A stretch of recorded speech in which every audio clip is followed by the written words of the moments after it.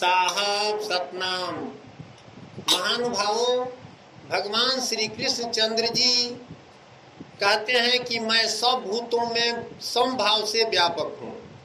न कोई मेरा प्रिय है न प्रिय है, परंतु जो भक्त मुझको प्रेम से भजते हैं वे मुझ में हैं और मैं भी उनमें प्रत्यक्ष प्रकट हूँ। मैं सम भूतों में सम हूँ तथा मेरा कोई अप्रिय या प्रिय नहीं है। इसका मतलब क्या है? इस कथन से भगवान ने यह भाव दिखलाया है कि मैं ब्रह्मा से लेकर समस्त प्राणियों में अंतर्यामी रूप से समान भाव रूप से व्याप्त हूँ। अतः मेरा सब में सम भाव है, किसी में भी मेरा राग द्वेष नहीं है। इसलिए वास्तव में मेरा कोई भी अप्रिय या प्रिय नहीं है। भक्त से भगवान को भजना क्या है तथा वे मुझ में हैं और मैं भी उनमें प्रत्यक्ष प्रकट हूँ, इस कथन का क्या अभिप्राय है? महानुभावों, भगवान के साकार या निराकार किसी भी रूप का श्रद्धा और प्रेम पूर्वक निरंतर चिंतन करना, उनके नाम, गुण, प्रभाव, महिमा और लीला चरित्रों का श्रवण, मनन और कीर्तन करना, उनको नमस्कार करना, प्रेम पूर्वक पूजा करना और अपने समस्त कर्म उनके समर्पण करना आदि सभी क्रियाओं का नाम भक्ति पूर्वक भगवान को भजना है। जो पुरुष इस प्रकार भगवान को भजते हैं, भगवान भी उनको वैसे ही भजते हैं। वे जैसे भगवान को नहीं भूलते वैसे ही भगवान भी उनको नहीं भूलते हैं। सदगुरु दरिया साहब जी कहते हैं कि उलट जीव जब पीव पर लागा तो उलट पीव तब जीव पर जागा। यानी परमात्मा की दृष्टि तो सारे संसार में है, लेकिन आप उनको पुकारेंगे तब ना आप ध्यान देंगे। उनका तो ध्यान पहले से है, लेकिन विशेष रूप से तब देंगे जब आप हृदय से उनको पुकारेंगे। यही भाव दिखलाने के लिए भगवान ने उनको अपने में बताया है और उन भक्तों का विशुद्ध अंतःकरण भगवत प्रेम से परिपूर्ण हो जाता है। इससे उनके हृदय में भगवान सदा सर्वदा प्रत्यक्ष दिखने लगते हैं। माने जहां देखो तहां तुम ही नजर में। जब हम परमात्मा से प्रेम करते हैं तो जहां देखते हैं परमात्मा को ही देखते हैं। वासुदेव सर्वम। यही भाव दिखलाने के लिए भगवान ने अपने को उनमें बताया है।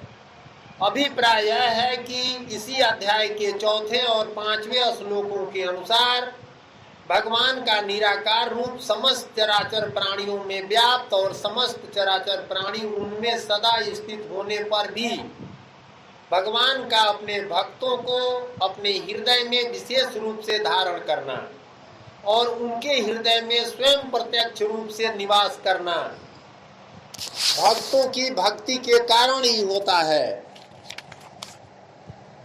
साधु भक्त मेरे हृदय हैं और मैं उनका हृदय हूँ।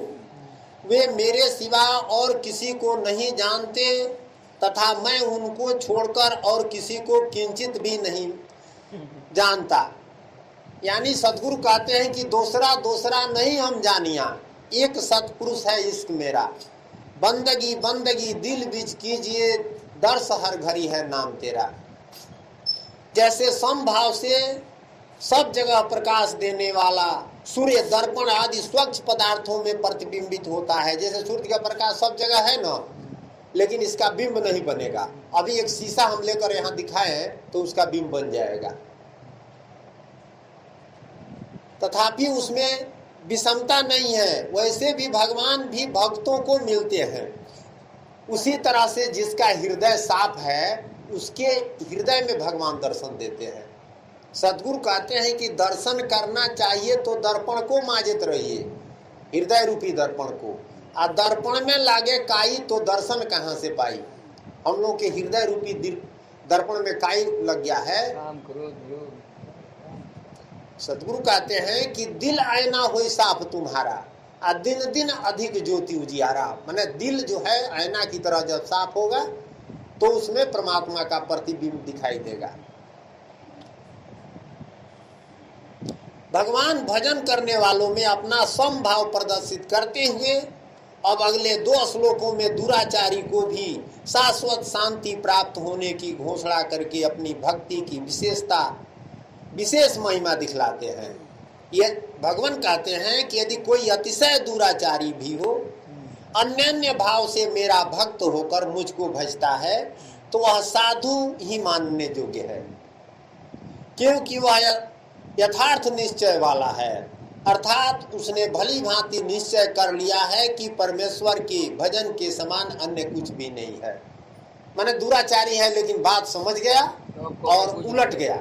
जैसे कहा गया है कि वाल्मीकि नान्हे के पापी बड़ा रहले ठगहारा, आ मार्ग में जब ऋषि भेटैले तो उल्टा नाम सिधारा। वाल्मीकि जी रत्नाकर डाकू थे, मारना काटना लूटना काम था, और ऋषि से जब मुलाकात हुआ जब नारद जी से, तो जब वे उपदेश दिए तो संसार से उलटकर परमात्मा में अपने मन को लगाए तो ब्रह्म के समान हो गए। अपि का प्रयोग किस अभिप्राय से किया गया है? अपि के द्वारा भगवान ने अपने समभाव का प्रतिपादन किया है। अभिप्राय यह है कि सदाचारी और साधारण पापियों का मेरा भजन करने से उद्धार हो जाए, इसमें तो कहना ही क्या है। भजन से अतिशय दुराचारी का भी उद्धार हो जाता है। माने साधारण आदमी का तो उद्धार हो ही जाएगा, जो अतिशय दुराचारी है उसका भी जो है सो उद्धार हो जाएगा। कब? तो बिल्कुल उलट जाएगा, अपना गलत काम छोड़ देगा। जैसे कहा गया है कि पछिला कागज फाड़ दिया ही। जैसे कोई लड़का पढ़ता है, इंटर में बीए में जाकर फेल कर गया, फिर 1-2 साल मेहनत किया, उसके बाद 2 साल के बाद परीक्षा दिया और उसमें नंबर सब लोगों से ज़्यादा आया, तो जब नौकरी होगा ना तो सबों का सर्टिफिकेट जमा किया जाएगा। जो 2 साल से पहले से पास हैं, 2 साल बाद पास किया है, ज़्यादा नंबर है तो इसी का होगा। पछिला कागज नहीं देखा जाता है। उसी तरह से पाछे का कर्म समाप्त हो जाता है, फल उसका सजा मिलता है। लेकिन सदगुरु कहते हैं कि तनिक दृष्टि से पाप कटित हुई जम जालिम भव चेरो। परमात्मा का दृष्टि जब पड़ेगा तो पाप दूर हो जाएगा। चेत अव्यय का प्रयोग यहाँ क्यों किया गया है? चेत अव्यय यदि के अर्थ में है। इसका प्रयोग करके भगवान ने अभाव दिखलाया है कि प्रायः दुराचारी मनुष्यों की विषयों में और पापों में आसक्ति रहने के कारण वे मुझ में प्रेम करके मेरा भजन नहीं करते, तथापि किसी पूर्व शुभ संस्कार की जागृति, भगवतमय वातावरण, शास्त्र के अध्ययन और महात्मा पुरुषों के सत्संग से मेरे गुण, प्रभाव, महत्व और रहस्य का श्रवण करने से यदि कदाचित दुराचारी मनुष्य की मुझ में श्रद्धा भक्ति हो जाए और वह मेरा भजन करने लगे तो उसका भी उद्धार हो जाता है। सुदुराचार पद कैसे मनुष्य का वाचक है और उसका अन्य भाव के होकर भगवान को भजना क्या है? जिनके आचरण अत्यंत दूषित हो, खान पान और चाल चलन भ्रष्ट हो, अपने स्वभाव, आसक्ति और बुरी आदत से विवश होने के कारण जो दुराचारों का त्याग न कर सके, ते हो ऐसे मनुष्यों का वाचक यहाँ सुदुराचार पद है। ऐसे मनुष्यों का जो भगवान के गुण, प्रभाव आदि के सुनने और पढ़ने से या अन्य किसी कारण से भगवान को सर्वोत्तम समझ लेना और एकमात्र भगवान का ही आश्रय लेकर अतिशय श्रद्धा प्रेम पूर्वक उन्हीं को अपना इष्ट देव मान लेना, यही उनका अन्य भाग होना है। यानी दूसरे की तरफ ध्यान नहीं है, सिर्फ एक परमात्मा की तरफ। इस प्रकार भगवान का भक्त बनकर जो उनके स्वरूप का चिंतन करना, नाम, गुण, महिमा और प्रभाव का श्रवण, मनन और कीर्तन करना, उनको नमस्कार करना, उनके अर्पण करके उनका पूजन करना, अपने किए हुए शुभ कर्मों को भगवान के समर्पण करना, यही अनन्य भक्त होकर भगवान का भजन करना है। ऐसे मनुष्य को साधु समझने के लिए कहकर उसे जो यथार्थ निश्चय वाला बतलाया है, इसमें भगवान का क्या अभिप्राय है? इससे भगवान यह दिखलाते हैं कि मेरा भक्त यदि दुराचारों के सर्वथा त्याग की इच्छा और चेष्टा करने पर भी स्वभाव और अभ्यास की विवस्था से किसी दुराचार का पूर्णतया त्याग न कर सकता हो, तो भी उसे दुष्ट न समझकर साधु ही समझना चाहिए, क्योंकि उसने जो यह दृढ़ निश्चय कर लिया है कि भगवान पतित पावन, सबके सुहृदय, सर्वशक्तिमान, परम दयालु, सर्वज्ञ, सबके स्वामी और सर्वोत्तम है। यह उनका भजन करना ही मनुष्य जीवन का परम कर्तव्य है। माने हम लोगों का जो ये जीवन मिला है ना, और जितना काम है सब गुलामी है, मजबूरी है, ये कर रहे हैं, सिर्फ भजन करने के लिए मिला है। इससे समस्त पापों और पाप वासनाओं का समूल नाश होकर भगवत कृपा से मुझको अपने आप ही भगवत प्राप्ति हो जाएगी। यह बहुत ही उत्तम और यथार्थ निश्चय है। जिसका ऐसा निश्चय है वह मेरा भक्त है और मेरी भक्ति के प्रताप से वह शीघ्र ही पूर्ण धर्मात्मा हो जाएगा। अतएव उसे पापी या दुष्ट न मानकर साधु ही मानना उचित है। महानुभावों, 7वें अध्याय के 15वें श्लोक में तो भगवान ने कहा है कि दुराचारी मनुष्य मुझे नहीं भजते, और यहाँ दुराचारी के भजन का फल बताते हैं। हाँ, इस प्रकार भगवान के वचनों में विरोधाभास प्रतीत होता है। इसका क्या समाधान है, इस बात को हमें समझना चाहिए, क्योंकि कहा गया है कि ज्ञानी सो चौधारा बुझे, आदि अंत अगम सब सूझे। ज्ञान में चौधारा बात होगा, चारों ओर से समझना पड़ेगा। वहाँ जिन दुराचारियों का वर्णन किया गया है वे केवल पाप ही नहीं करते, उनका न तो भगवान में विश्वास है, न वे भगवान को जानते हैं, और न पाप कर्मों से बचना ही चाहते हैं। माने वो बिल्कुल नास्तिक है। इसलिए उन नास्तिक और मूढ़ पुरुषों के लिए ऐसा कहा गया है। परंतु यहाँ जिनका वर्णन है उनसे पाप तो बनते हैं, पर ये उस पापों से छूटने के लिए व्यग्र है। गलती हो जाता है लेकिन पश्चाताप करते हैं, प्रयास करते हैं कि भाई भूल हो गई, हमसे चूक हो गई, समर्पित होते हैं भगवान को। उनकी भगवान के गुण, प्रभाव, स्वरूप और नाम में भक्ति है, तथा उन्होंने दृढ़ विश्वास के साथ यह निश्चय कर लिया है कि एकमात्र पतित पावन परम दयालु परमेश्वर ही सबकी अपेक्षा परम श्रेष्ठ हैं। वे ही हमारे परम इष्ट देव हैं। उनका भजन करना ही मनुष्य जीवन का परम कर्तव्य है। उन्हीं की कृपा से हमारे पापों का समूल नाश हो जाएगा और हमको उनकी सहज ही प्राप्ति हो जाएगी। कहने का मतलब है कि उनको पूर्ण विश्वास है भगवान पर, इसलिए उनको ऐसा कहा गया है। अतएव इनके द्वारा भजन होना स्वाभाविक ही है, और नास्तिकों का भगवान में विश्वास नहीं होता, इसलिए उनके द्वारा भजन होना संभव नहीं है।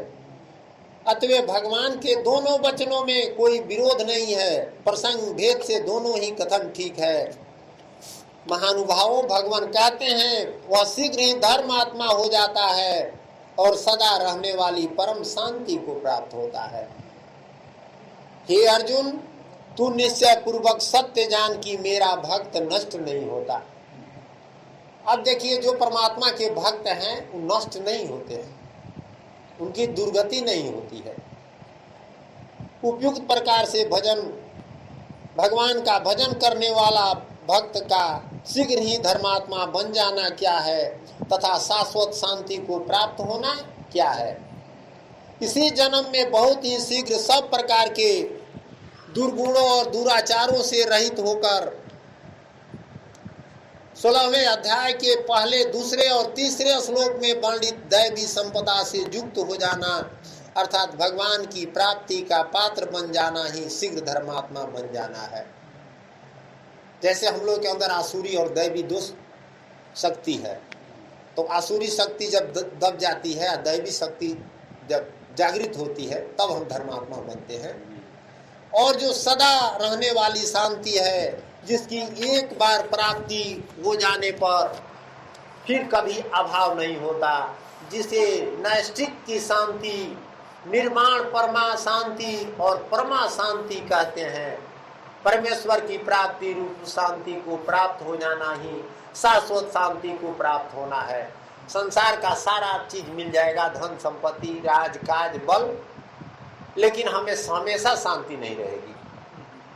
हाँ, थोड़ी देर के लिए हम अपने को सुरक्षित पाएंगे, लेकिन जितने जिसके पास धन है, बल है, उतना ही वो अपने को असुरक्षित पाता है, उतना ही उसको बॉडीगार्ड चाहिए, पहरादार चाहिए।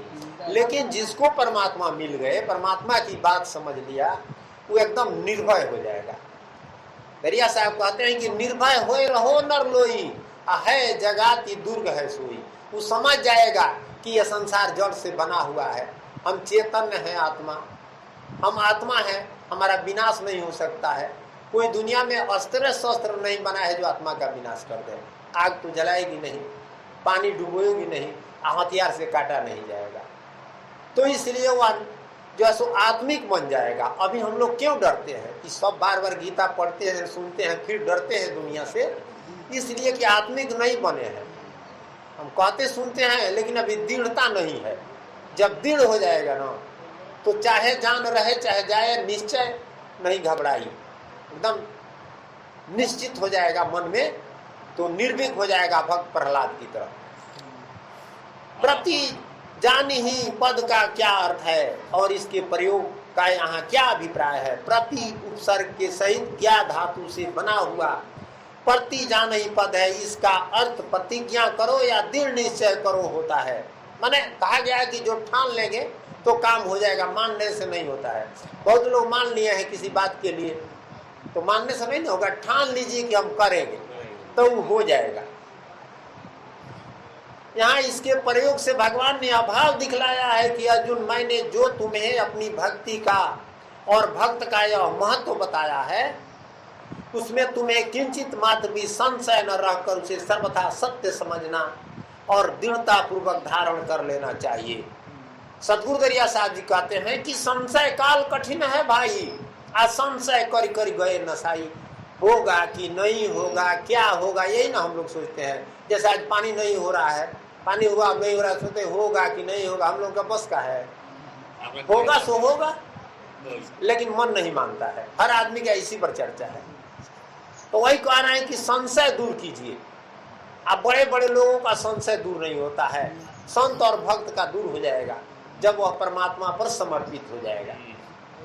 मेरा भक्त नष्ट नहीं होता, इस कथन का क्या अभिप्राय है? भगवान कहते हैं कि जो भक्ति करता है, भक्त है, वो कभी नष्ट भ्रष्ट नहीं होता है। इसका क्या मतलब है? यहाँ प्रउपसर्ग के सहित नश्यति क्रिया का भवार्थ पतन होना है। अतः यहाँ भगवान के कहने का यह अभिप्राय है कि मेरे भक्त का क्रमशः उत्थान ही होता रहता है, पतन नहीं होता। भक्त आगे बढ़ते जाता है, दुनिया के देखने में नहीं बढ़ेगा, भौतिक चीज नहीं बढ़ेगा उसे। भक्त उसे कहते हैं जिसे भौतिक चीज नहीं चाहिए, माने धन संपत्ति राजकाज, लेकिन फिर भी भगवान उसको देंगे, सब चीज भरपूर देंगे, क्योंकि वो जानता है कि छूट जाएगा। आवन कपड़ा चाहे जरूरत का चीज तो भगवान समय पर उसको भेज देंगे। अर्थात वह न तो अपनी स्थिति से कभी गिरता है और न उसको नीच योनि या नरकादि की प्राप्ति रूपी दुर्गति की प्राप्ति होती है। जैसे मनुष्य है तो अगर मुक्ति नहीं हुई तो मनुष्य रहेगा, ऐसा नहीं कि 84 में जाएगा, क्योंकि भक्त है। पहले तो जीव दया है, उसमें पाप कर्म नहीं करता है और उसके बाद भजन कर रहा है। वह पूर्व कथन के अनुसार कर्मशः दुर्गुण दुराचारों से सर्वथा रहित होकर शीघ्र ही धर्मात्मा बन जाता है और परम शांति को प्राप्त हो जाता है। ऐसे किसी भक्त का उदाहरण भी है?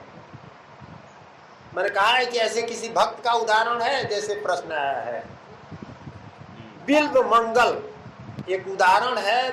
बिल्व मंगल उदाहरणों अनेकों उदाहरण है, उदाहरण तो अनेकों हैं। अभी हाल का उदाहरण भक्ति रसपूर्ण श्री कृष्ण अमृत काव्य के रचयिता श्री बिल्व मंगल जी का है। दक्षिण के कृष्ण बेड़ी नदी के तट पर एक ग्राम में रामदास नामक भक्त ब्राह्मण निवास करते थे। बिल्व मंगल उन्हीं के पुत्र थे, पढ़े लिखे थे, शांत शिष्ट साधु स्वभाव थे, परंतु पिता के मरने पर कुसंग में पड़कर ये अत्यंत ही दुराचारी हो गए। गुण अवगुण बढ़ता घटता रहता है। जैसा संग करे नर लोई वैसे बुद्धि शरीरे होई। जैसे ये जो भक्त जी थे ना, पिताजी थे तो तब तक ठीक थे, जब आजाद हो गए, मैंने छूटा हो गए, अनुशासन उन पर नहीं था, तो गलत संगत में पड़े और बिगड़ गए। वेश्या के यहाँ पड़े रहना और दिन रात पाप कर्म में रत रहना ही इनका काम हो गया। चिंतामणि नामक एक वेश्या पर ये अनुरक्त थे। वेश्या नदी के उस पार रहती थी, पिता का श्राद्ध था, इसलिए ये दिन में उसके घर नहीं जा सके। तन घर में था पर मन वहां लगा था। माने तन घर में था, मन वेश्या के पास था। अब मन रहेगा तो है ना काम होगा।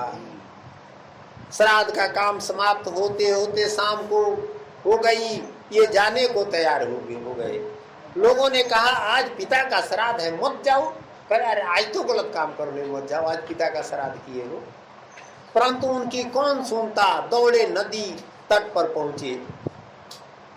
देखिए जब कठिन परिस्थिति आती है ना, तभी भगवान उसमें ठोकर मारकर उपदेश देते हैं। तूफान आ गया, मूसलाधार पानी बरसने लगी। क्योंटों ने डर कर नावों को किनारे बांधकर पेड़ों का आश्रय लिया। बड़ी भयावनी रात हो गई। इन्होंने क्योंटों को समझाया, लालच दिया। देखिए कितना सुरता लगा हुआ है, परंतु जान देने को कौन तैयार होता। इनकी तो लगन ही दूसरी थी। कुछ भी आगा पीछा न सोचकर ये नदी में कूद पड़े। देखिए इतना सूरत था कि नदी में कूद गए। किसी स्त्री की सड़ी लाश बही जा रही थी, अंधेरे में कुछ सूझता तो था ही नहीं। फिर ये तो उस समय कमांड थे, इन्होंने समझा लकड़ी है और उसे पकड़ लिया।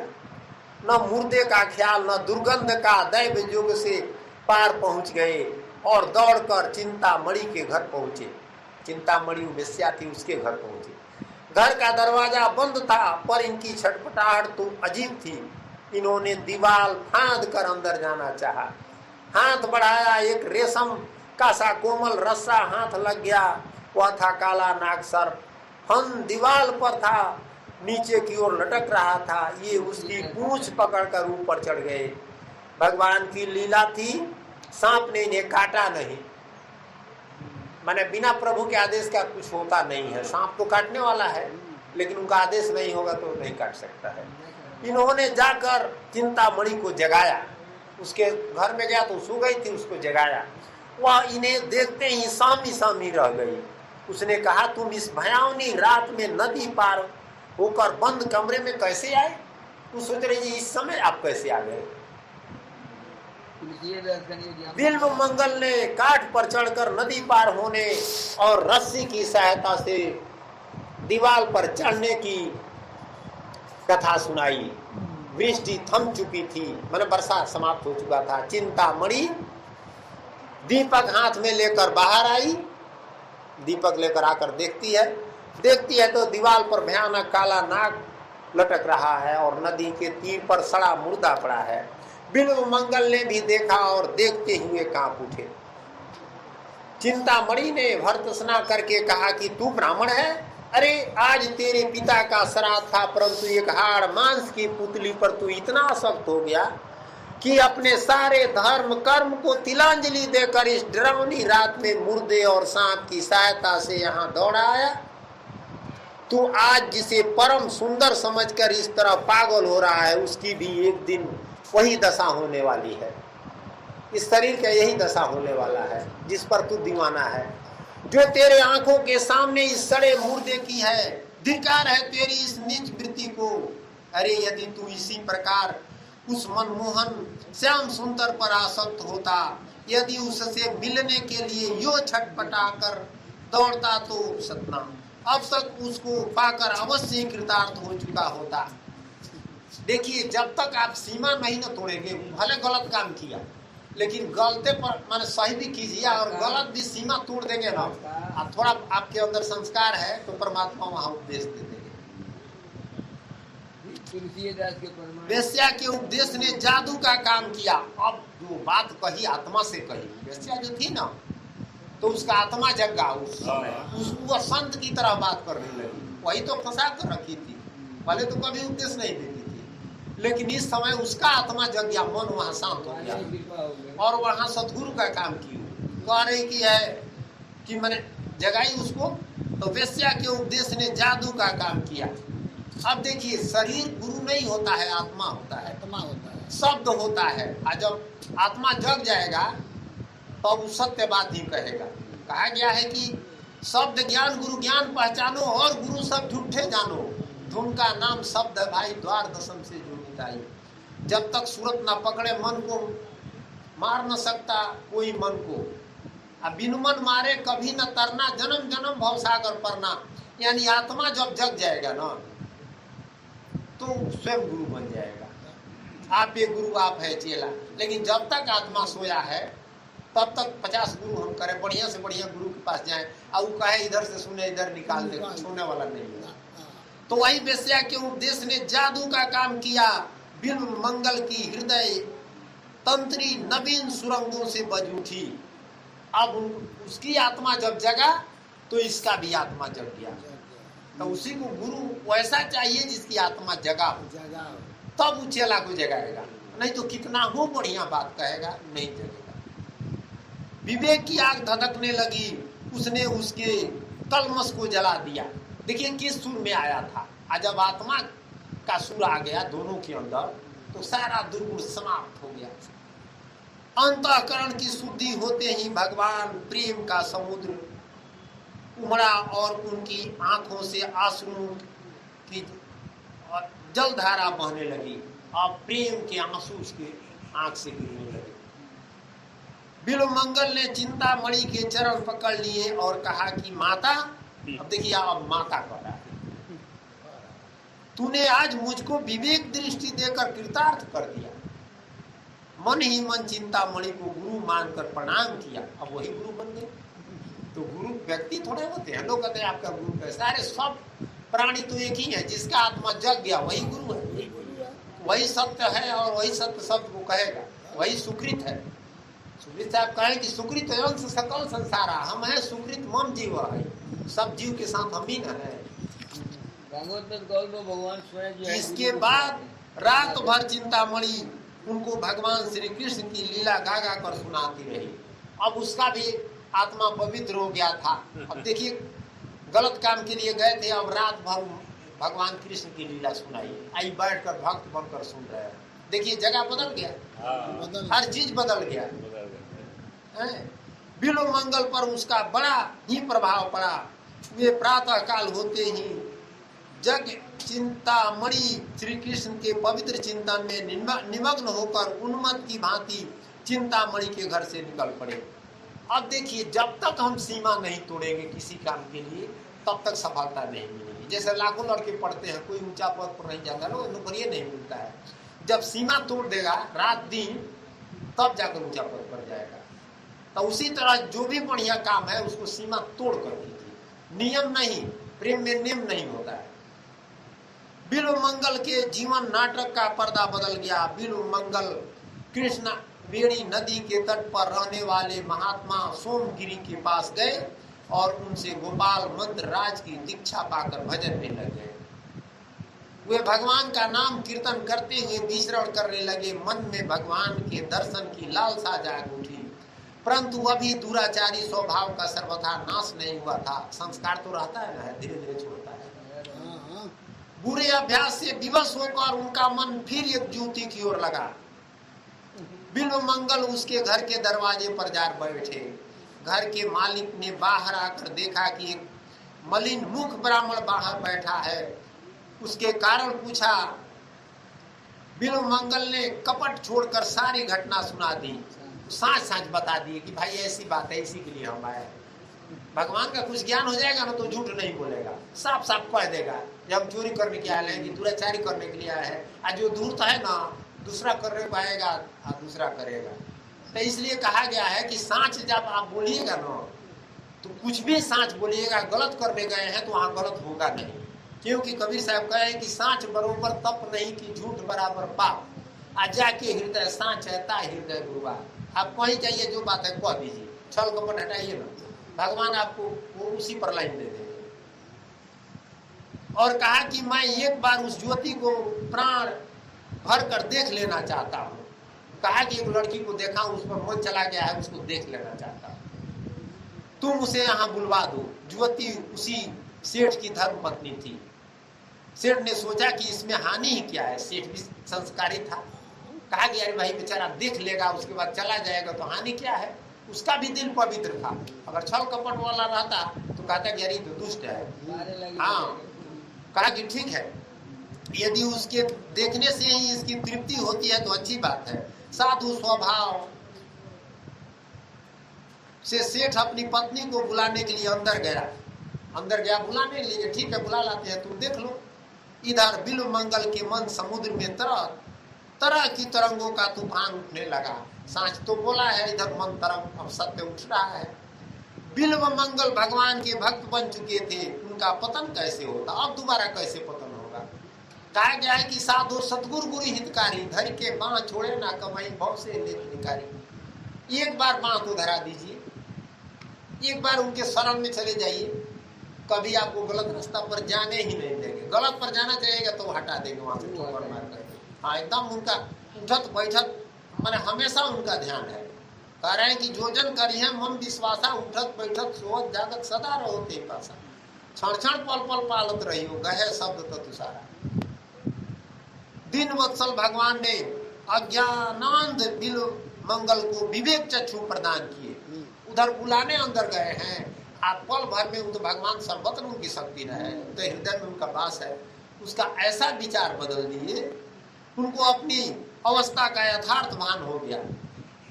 हृदय शोक से भर गया और न मालूम क्या सोचकर उन्होंने पास के बेल के पेड़ से 2 कांटे तोड़ लिए। बेल का पेड़ था जैसे है ना बेल का, उसी तरह जाकर बुलाने गया है, कांटा तोड़ लिए। इतने में ही सेठ की धर्म पत्नी वहां पहुंची। तब तक उधर से धर्म पत्नी सेठ जी बुला कर ला रहे हैं, भाई देख लो तो शांत हो जाए। बिल्व मंगल ने उसे फिर देखा और मन ही मन अपने को धिक्कार देकर कहने लगे कि अभागी आंखें, यदि तुम न होती तो आज मेरा इतना पतन क्यों होता। पता कि यही इंद्री ना हमें ऐसा कराई है, दोबारा हम फंसने जा रहे हैं। एक बार तुम समझाई थी तो कोई आंखें का न दोष है, इंद्रिय का दोष न है। दोष कहाँ है? हाँ।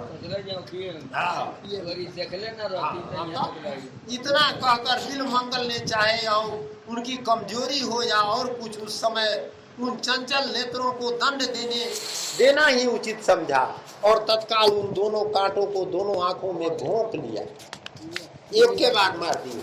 आंखों से रुधिर की धार बहने लगी। बिल्व मंगल हंसते और नाचते हुए तुमुल की हरी ध्वनि से आकाश को गुजाने लगे और भजन गाने लगे। देखिए, अगर भगवान में आपका ध्यान है, चाहे सूरवीर है, तो आपका कोई अंग कट जाए कष्ट नहीं होगा। हम लोग किताब में पढ़े हैं, जब अंग्रेजों से लड़ाई लगा हुआ था, कुंवर सिंह थे, नदी पार कर रहे थे, तो उसमें कविता है, बहुत बढ़िया कविता है। उसमें दिया है कि एक जो है सो अंग्रेज मैंने गोली मारा तो उसके बाएं में लग गया, दाहिने बाएं में, दोनों हाथ से तलवार चलाते थे। तो देखे कि तो विषाक्त है, अगर बाएं नहीं काटते हैं तो हम मर जाएंगे। हाँ, तो तुरंत तलवार से अपने हाथ को काट दिया, कहे कि लो गंगे देता हूँ तुझे उपहार, हाथ अति कर दिए। और उसके बाद बाहर निकल आया, बांधे, इलाज कराए, उसके बाद बहुत दिन जी कोई दर्द नहीं हुआ उनको। तो जब आत्मा पर हम लोग आश्रित हो जाएंगे ना, तो कुछ भी बीमारी हो, कष्ट हो, चाहे वो पीड़ा नहीं होगी। हम लोग इस शरीर का मोह पाले हैं, तभी दर्द हो रहा है, चाहे पीड़ा होता है। आत्मा को तो कोई चीज काटिए नहीं सकता है। तो सेठ को और उनकी पत्नी को बड़ा दुख हुआ। सेठ और पत्नी देखे कि वो लोग तो भक्त थे ना जी, परंतु वे बेचारे निरुपाय थे। बिल्व मंगल का बचा खुचा चित मल भी आज सारा नष्ट हो गया और अब तो वे उस अनाथ के नाथ को अति शीघ्र पाने के लिए अत्यंत ही व्याकुल हो उठे। अब अनाथ के नाथ जो भगवान है, उनको पाने के लिए एकदम व्याकुल हो गए। परम प्रियतम श्री कृष्ण के वियोग की दारुण व्यथा से उनकी फूटी आंखों ने 24 घंटे आंसुओं की झड़ी लगा दी। न भूख का पता है, न प्यास का, न सोने का ज्ञान है और न जागने का। इसी तरह होना है। वो सतगुरु कहते हैं कि होई बेहोश मस्त मतवारा, छूटी जाए भवरुज परिवारा। माने मन से छोड़ दीजिए, बेहोश हो जाइए, तब परमात्मा आपको मिलेगा। अभी मिलेंगे, एक पल में मिलेंगे। बाल कृष्ण कृष्ण कृष्ण की पुकार से दिशाओं को बुझाते हुए बिल्व मंगल जंगल जंगल और गांव गांव में घूम रहे हैं। जिस दिन बंधु के लिए जानबूझकर आंखें फोड़ी, जिस प्रियतम को पाने के लिए ऐश आराम पर लात मारी, वह मिलने में इतना विलंब करे, या भला किसी से कैसे सहन हो। अब बताइए, भगवान के लिए नाक फोड़ दिए और उस औरत को त्याग दिए, अब भगवान तो दर्शन देवे करेंगे। ऐसी दशा में प्रेम में श्री कृष्ण कैसे निश्चिंत रह सकते हैं। एक छोटे से गोप बालक के वेश में भगवान बिल्व मंगल के पास आकर अपनी मोहनी मधुर वाणी से बोले, बालक के रूप में आकर बांसुरी बजाते हैं और बोलते हैं, सूरदास जी आपको बड़ी भूख लगी होगी, मैं कुछ मिठाइयाँ लाया हूँ, जल भी लाया हूँ, आप इसे ग्रहण कीजिए। बिल्व मंगल के प्राण तो बालक के उस मधुर स्वर से ही मोहे जा चुके थे। उसके हाथ का दुर्लभ प्रसाद पाकर तो उनका हृदय हर्ष के हिलोरों से उछल उठा। बिल्व मंगल ने बालक से पूछा, भैया तुम्हारा घर कहाँ है। अभी तो सूरदास न बन गए हैं, तो पूछते हैं कि भैया आपका घर कहाँ है, तुम्हारा नाम क्या है, तुम क्या करते हो, मैंने क्या करते हो। बालक ने कहा, मेरा घर पास ही है, मेरा कोई खास नाम नहीं है, जो मुझे जिस नाम से पुकारता है मैं उसी से बोलता हूँ। गाय चराया करता हूँ, मुझसे जो प्रेम करते हैं मैं भी उनसे प्रेम करता हूँ। साहब कहे हैं कि जो मोही जाने ताई मो जाना, ताई संत के करो बखाना। जो भगवान को जानेगा उन्हीं को लोग जानेंगे। बिल्व मंगल बालक की मधुर वाणी सुनकर विमुग्ध हो गए। बालक जाते जाते कह गया कि मैं रोज आकर आपको भोजन करवा जाया करूंगा। अब बालक रूप में भगवान कहते हैं कि आप घबराइए मत, रोज आकर आपको भोजन कराएगा। अब देखिए भगवान सेवा करने लगे। आंख रहता तो आते, अपना भरोसा रहेगा तब तक नहीं आएंगे। सदगुरु कहते हैं, त्याग तने अपने के आशा, निर्भय होए गुण गाई। माने जिस दिन हम लोग अपना आशा मनसा सकल त्याग के जग से रहे निराशा, काम क्रोध जय पर से नाही ते घट ब्रह्म निवासा। जिस वक्त से हम संसार से आशा त्याग देंगे, माने किसी से आशा नहीं करना है, उसी वक्त से परमात्मा की कृपा दृष्टि शुरू हो जाएगी।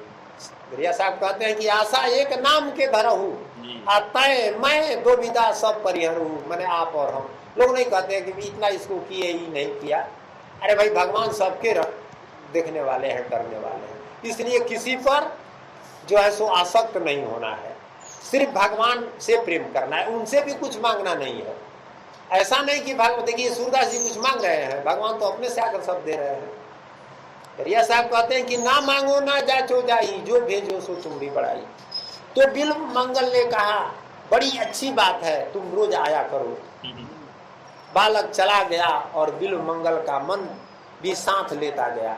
बालक रोज आकर भोजन करा जाता। अब कैदी हो गए भगवान, उसके बस में हो गए। बिल्व मंगल ने यह तो नहीं समझा कि मैंने जिसके लिए फकीरी का बाना लिया और आंखों में कांटे चुभाए, यह वही बालक है। आखिर उसी भगवान के लिए ना आंख फोड़े तो काहे नहीं आंख बनेंगे। परंतु उस गोप बालक ने उसके हृदय पर इतना अधिकार अवश्य जमा लिया कि उनको दूसरी बात का सुनना भी से उठा। एक दिन बिल्व मंगल मन ही मन विचार करने लगे कि सारी आफतें छोड़कर यहाँ तक आया, यहाँ यह नई आफत लग गई। स्त्री के मुंह से छूटा तो इस बालक के मुंह में फंस गए।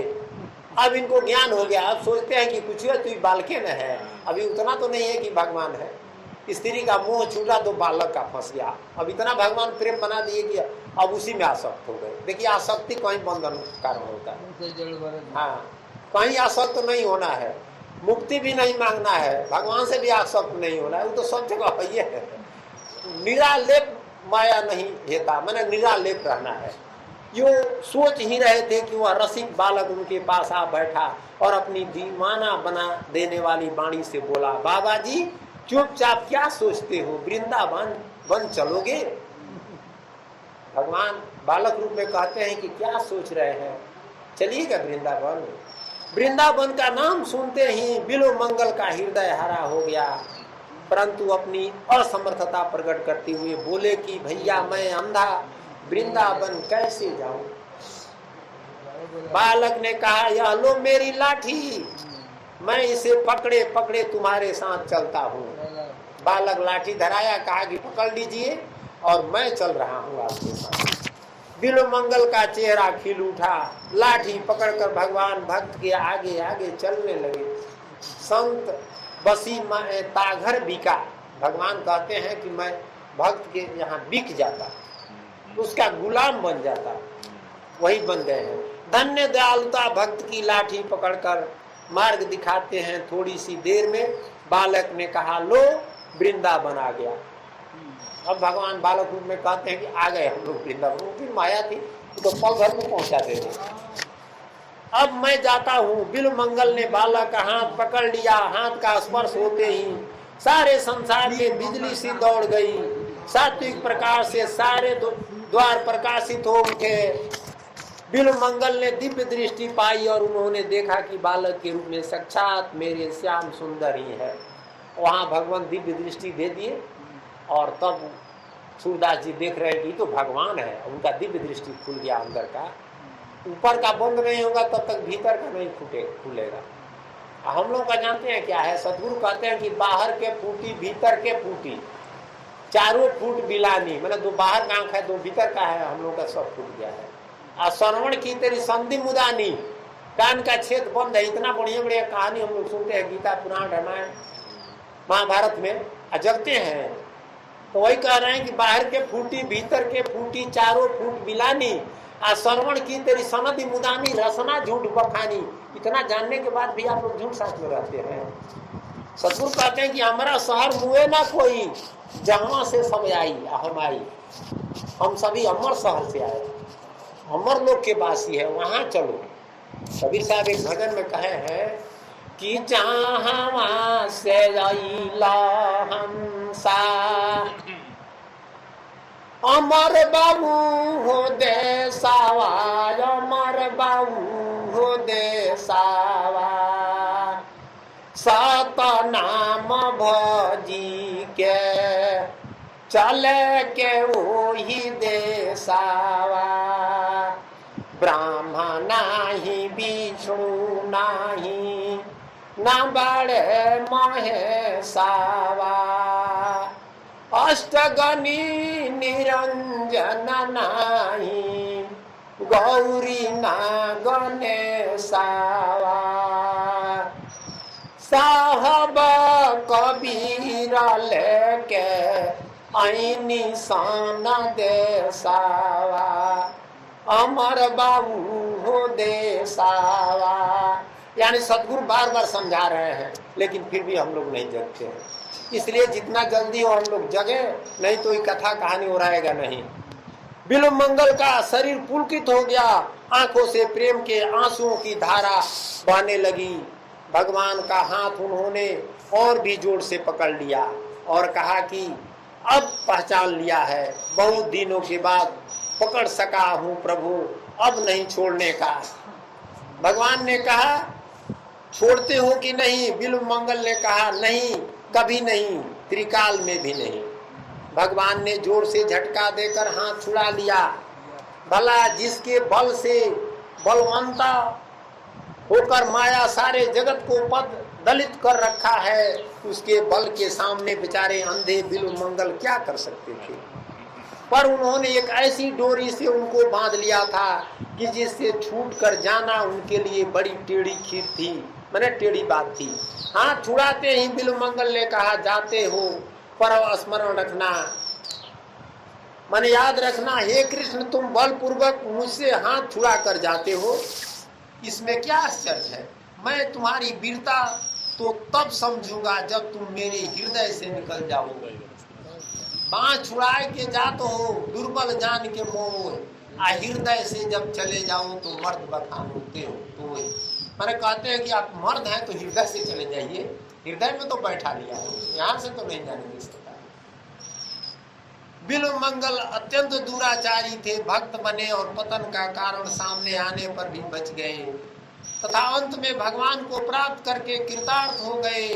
वृंदावन जाते समय उन्होंने रास्ते में भावावेश के समय जिन मधुर पदों की रचना की है उन्हीं का नाम श्री कृष्ण करुणामृत है, वही लिखे हैं कृष्ण करुणामृत।